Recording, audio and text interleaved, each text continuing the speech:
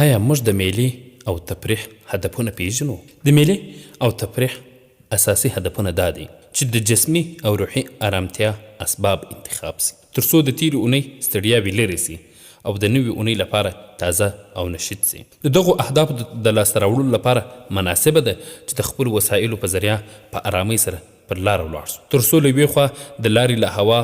دښتو، غرونو، غونډیو، شیلو، سړکونو او ژوندیو موجوداتو له لیدو څخه خوند او لذت واخلو، او بله دا چې سالم ورسیږو. خو له بده برخه زموږ اکثره ځوانان د میلې او تفریح د هدف نه پیژندلو په اساس د رخصتۍ وختونه داسې تیروي چې تر پخوا لا خسته سي. حتی ځینې خو د رخصتۍ څخه د استفادې او تفریح په نیت خپل موټران او موټرسایکلان داسې ځغلوي چې له یوې خوا د لارې له خوندونو محروم وي، او له بله اړخه د نورو لارویانو تر څنګ د لارې اوسیدونکي او دکانداران ورڅخه ازار سي، او کله کله خو د داسې ټکر سبب سي چې د مالی تلفاتو تر څنګ د ځاني تلفاتو سبب هم سي، او د تفریح څخه د استفادې پر ځای